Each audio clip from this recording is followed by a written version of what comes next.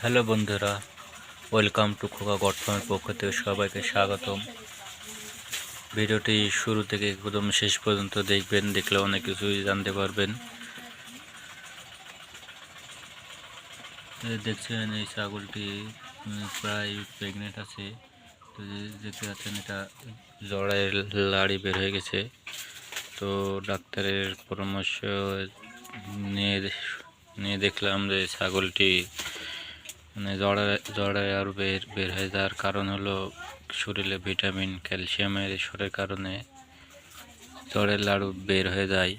তো আমার এই ছাগলটির অনেক রকমের চিকিৎসা করালাম বা অনেক ধরনের ওষুধপাতি খাওয়ালাম, কিন্তু কোনোভাবেই এই ছাগলটির জড়ের লাড়ু ঠিক হয়নি বা ঠিক হওয়ার সম্ভাবনা নেই।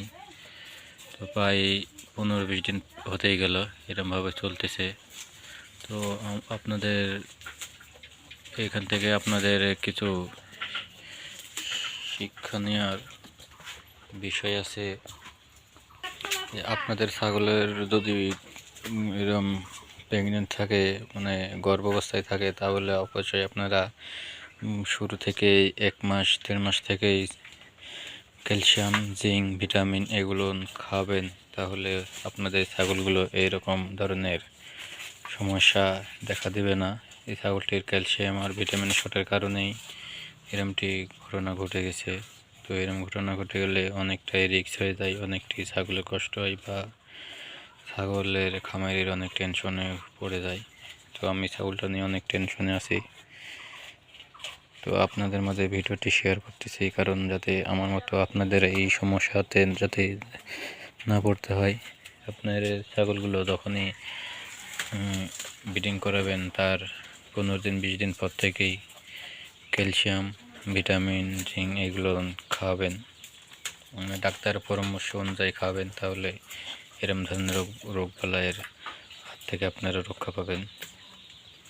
তো এই ছাগলটি গোটাটাই আমার শেষ হয়ে গেছে। ছাগলটির বাচ্চা পরে মোটা এটা বিক্রি করে দিতে হবে।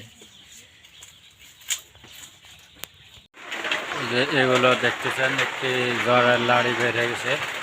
ছাগলটির কিন্তু অনেক পরে মানে কষ্ট হচ্ছে।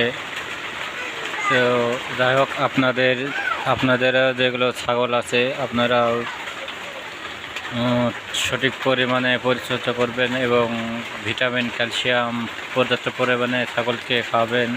তাহলে এই ধরনের পরিস্থিতির শিকার হতে হবে না এবং খামারেরও কোনো ক্ষয়ক্ষতি হবে না।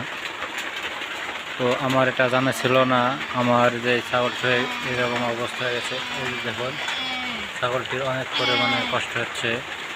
তো আমি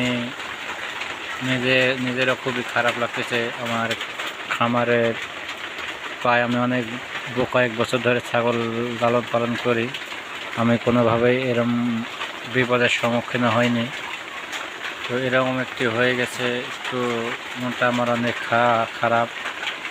তো আপনাদের দেখানোর জন্যই এই ভিডিওটি আমি তৈরি করেছি। তো যদি ভালো লাগে অবশ্যই আমার চ্যানেলটি সাবস্ক্রাইব করবেন এবং কমেন্ট করে জানাবেন, তাহলে ভিডিওর উপর আর আগ্রহ বাড়বে। ধন্যবাদ, সবাই সুস্থ থাকবেন, ভালো থাকবেন। বলে আমার ভিডিওটি এখানে শেষ করছি। আল্লাহ হাফেজ।